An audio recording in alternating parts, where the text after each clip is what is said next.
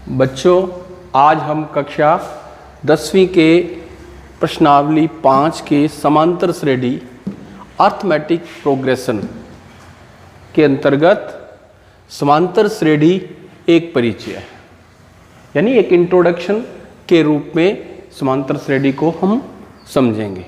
समांतर श्रेणी में इसको समझने के लिए प्रथम पद जिसे हम ए से लिखते हैं, सार्वंतर जिसको हम कॉमन डिफरेंस बोलते हैं उसको हम डी से लिखते हैं। तो एक समांतर श्रेणी का स्वरूप आपके समक्ष है। प्रथम पद ए, द्वितीय पद ए प्लस डी, तृतीय पद ए प्लस 2d, चतुर्थ पद ए प्लस 3d। इसी प्रकार से समांतर श्रेणी आगे बढ़ेगी। यदि हम समांतर श्रेणी के nवें पद की बात करें, यानी कि nth टर्म की बात हम करें, उसको हम लिखेंगे a plus n minus 1 into D. इस सूत्र को बाद में आपको समझाया जाएगा। तो यहां पर आपके लिए यदि हम सार्वंतर को समझेंगे, सार्वंतर है क्या? सार्वंतर यानी कि कॉमन डिफरेंस, उसमें उसका जो सूत्र होता है, द्वितीय पद में से हम प्रथम पद घटा दें, या तृतीय पद में से हम द्वितीय पद घटा दें, या चतुर्थ पद में से हम तृतीय पद घटा दें, उससे सार्वंतर डी ज्ञात किया जा सकता है।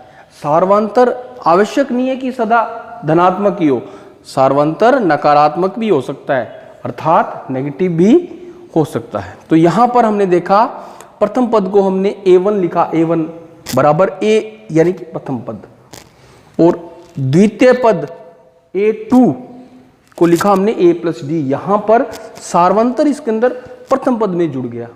इसी प्रकार से तृतीय पद को हमने लिखा a3, जिसको लिखा a प्लस 2d। इसी प्रकार से पद आगे बढ़ते जाएंगे, और जब हम nवें पद की बात करेंगे तो ये यहां जैसे तीसरे पद के लिए 3 लिखा है, तो nवें पद के लिए हम यहां लिखेंगे an बराबर a मतलब प्रथम पद plus n minus 1 into D. जैसे कि मैंने आपको पहले बताया कि सूत्र के बारे में हम बाद में चर्चा करेंगे। एक उदाहरण लेते हैं हम इस समांतर श्रेणी के बारे में कि समांतर श्रेणी होती है क्या है। तो समांतर श्रेणी का उदाहरण आपके समक्ष है। देखिए, पहले उदाहरण में देखिए 1, 5, 9, 13। इसको देखते ही हमें पता लग रहा है कि ये पहला पद होता है, तो यानी कि a बराबर 1 है। यहां दूसरा पद 5 है, तो यहां पर d ज्ञात करने के लिए, यानी सार्वंतर ज्ञात करने के लिए हमने दूसरे पद में से प्रथम पद घटा दिया। 5 में से 1 घटाया, 4 आ गया। इसी प्रकार मैं 9 में से 5 भी घटा सकता था, 13 में से 9 भी घटा सकता था, अंतर समान आएगा। एक उदाहरण और आपके सामने है। दूसरा उदाहरण 27, 22, 17 और 12। आगे की तरफ ये मान और आते जाएंगे। यहां पर देखिए प्रथम पद 27, डी कॉमन डिफरेंस जो है वो है, देखिए द्वितीय में से प्रथम घटाया, 22 में से 27, यहां पर मान नकारात्मक आ गया। तो ये बात सिद्ध हो गई, सार्वंतर जो है नकारात्मक भी हो सकता है।